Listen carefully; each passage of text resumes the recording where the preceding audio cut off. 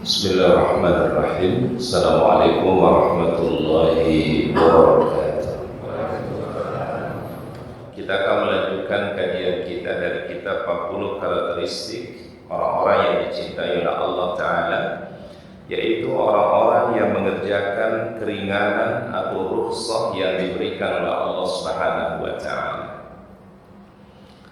Di antara bentuk rahmat dan kasih sayang Allah Ta'ala kepada kita semua dalam kondisi seorang hamba mendapatkan kesukaran, kesulitan, maka Allah Ta'ala memberikan kemudahan-kemudahan. Dan kemudahan itulah yang kemudian disebut di dalam fikih Islam dengan sebutan rukhsah, ya, disebut dengan apa? Rukhsah. Allah Subhanahu wa Ta'ala mengetahui keadaan kita. Ada kondisi-kondisi mungkin yang kita hadapi kesulitan, terasa ada berat, ya, maka Allah Ta'ala memberikan keringanan. Keringanan yang Allah Ta'ala berikan itu sebenarnya tanda kasih sayang Allah Ta'ala kepada kita semua. Allah Ta'ala melihat kemampuan kita berbeda, kemampuan kita terbatas, maka Allah Ta'ala pun juga memberikan keringanan, ya, yang dalam istilah fikih Islam itu disebut dengan rukhsah. Ya. Sebuah hadis dari Abdullah bin Umar, Rasulullah sallallahu alaihi wasallam bersabda, ini disebutkan dalam hadis Ibnu Hibban, ya. Innallaha yuhibbu an tu'ta rakhasuhu kama yuhibbu an tu'ta azaimuhu. Sesungguhnya Allah mencintai apabila rukhsah-rukhsahnya, keringanan-keringanannya diambil atau dilaksanakan. Sebagaimana Allah menyukai, mencintai ketika kewajiban-kewajibannya dilaksanakan. Saya ulangi sekali lagi hadisnya. Sesungguhnya Allah Ta'ala mencintai apabila rukhsah-rukhsahnya atau keringanan-keringanan yang diberikan oleh Allah itu dilaksanakan, sebagaimana Dia Allah mencintai dan menyukai kewajiban-kewajibannya juga dilaksanakan. Jadi sebagaimana Allah Ta'ala mencintai kewajiban-kewajiban yang Allah Ta'ala perintahkan kita tunaikan, maka Allah Ta'ala pun juga sangat menyukai orang-orang yang mengambil apa? Rukhsah-rukhsah yang Allah Ta'ala berikan. Bayangkan orang yang mengambil rukhsah, melaksanakan rukhsah itu dicintai, ya. Mengambil sesuatu yang Allah Ta'ala kasih keringanan di dalamnya, itu adalah dicintai oleh Allah Subhanahu wa Ta'ala. Seperti contohnya misalnya ketika orang lagi bepergian safar, ya, ada rukhsah yang diberikan oleh Allah Subhanahu wa Ta'ala. Apa bentuk rukhsahnya?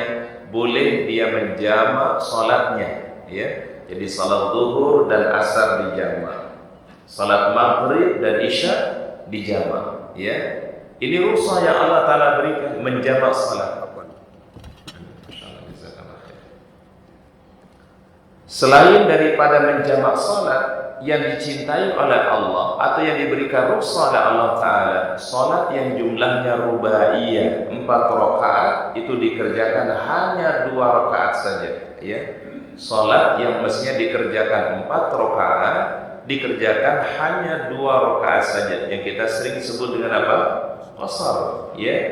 Salat zuhur dikerjakan 2 rakaat, salat asar dikerjakan 2 rakaat, salat maghrib tetap 3, salat isya 2 rakaat. Maka ini yang disebut dengan qasran, mengqasar salat. Ini keringanan yang Allah Ta'ala berikan yang kedua. Keringanan yang berikutnya yang ketiga adalah seseorang yang melakukan safar tidak dianjurkan melaksanakan qabliyah dan ba'diyah. Jadi yang dikerjakan hanya yang wajib-wajib saja, ya, kecuali yaitu salat qabliyah subuh.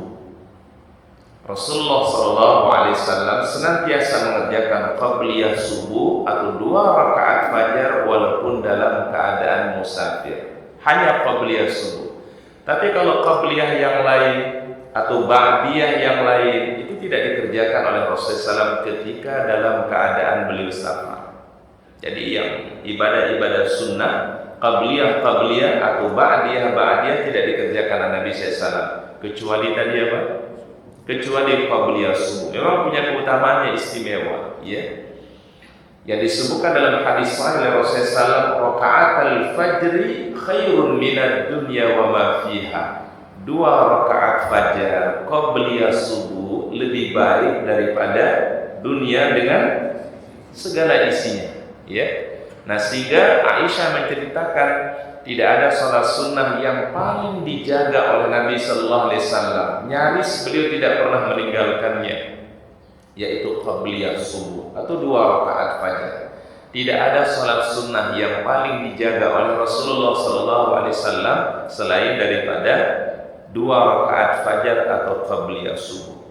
Kemudian sholat sunnah yang Rasul tidak tinggalkan dalam keadaan musafir yang kedua itu adalah salatul witri, salat sunnah witir.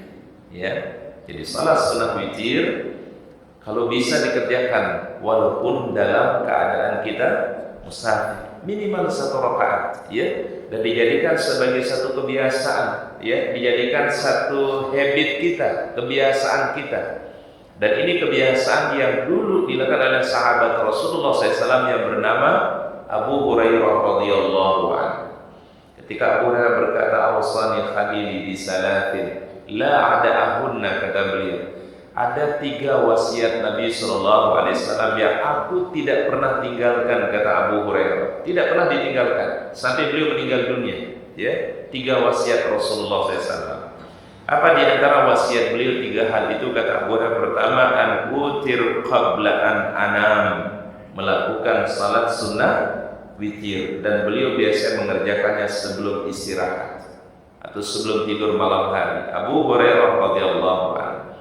Yang kedua, amalan sunnah yang diwasiatkan Nabi SAW kepada Abu Hurairah adalah an asuma 3 ayyamin min kulli syahrin, berpuasa sebanyak 3 hari dalam 1 bulan, ya, yang kita kenal dengan puasa apa? Ayyamul Bid, tanggal 13, tanggal 14, dan juga tanggal 15 pada setiap bulan Hijriyah atau bulan-bulan Hijriyah. Kemudian yang ketiga yang tidak pernah ditinggalkan oleh Abu Hurairah wasiat Rasulullah SAW, wa an usalli rak'atay duha, dan melaksanakan salat duha rak'ataini. Rak'ataini berapa rak'ataini? 2 rakaat. Ini yang tidak pernah ditinggalkan oleh Abu Hurairah radhiyallahu anhu, 3 wasiat dari baginda Rasulullah sallallahu alaihi wasallam. Jadi sebisa mungkin ayah bunda yang tidak ditinggalkan waktu dalam keadaan musafir itu ada 2 salat sunnah, ya. Pertama adalah 2 rakaat fajar qabliyah subuh, dan yang kedua adalah yaitu salat witir, ya. Kalau tahajud gimana Ustaz? Kalau lagi safar kita tinggalkan saja, enggak ada masalah. Tapi yang utama adalah salat witirnya kalau dalam keadaan apa? Musafir. Dulu kan ada orang yang datang kepada Nabi sallallahu alaihi wasallam, dia minta ingin salat tahajud semalam suntuk, Pak. Ya, ingin salat tahajud apa, Pak? Semalam suntuk. Jadi nggak pakai istirahat, Pak. Dari isya sampai subuh mau sholat tahajud. Kemudian yang kedua, ingin puasa sunnah sepanjang tahun, ya, tanpa putus, ya. Kemudian yang ketiga, ini paling repot ini, Pak, tidak mau menikah, nggak mau menikah, ya. Kira-kira Rasul setuju nggak, Pak? Rasul setuju nggak? Rasul nggak setuju. Karena ini sudah keluar daripada fitrah, sudah keluar daripada kemampuan yang kita miliki, di luar daripada kapasitas manusia, ya. Sekuat-kuat orang mau sholat malam semalam suntuk, pasti dia punya waktu, dia tidak akan mampu, Pak.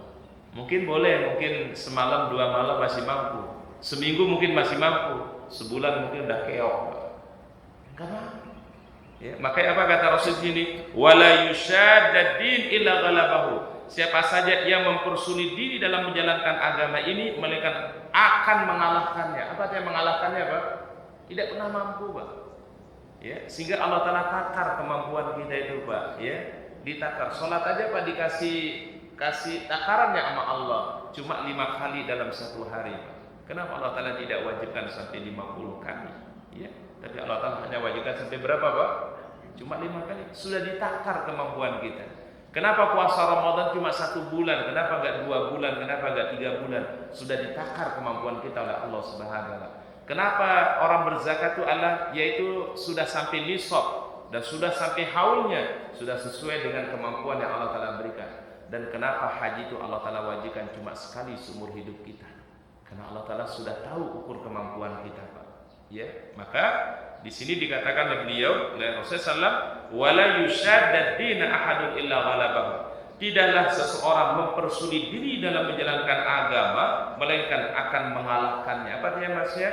Dia akan mengalami kesulitan dan dia tidak pernah mampu melakukannya. Fasaddidu wa qaribu wa abshiru, kata beliau, maka luruslah. Ya, luruslah ini artinya kalau kata para ulama tidak ekstrim dan tidak lalai. Jadi dalam beragama itu Pak, wasatan. Wasatan itu pertengahan artinya Pak.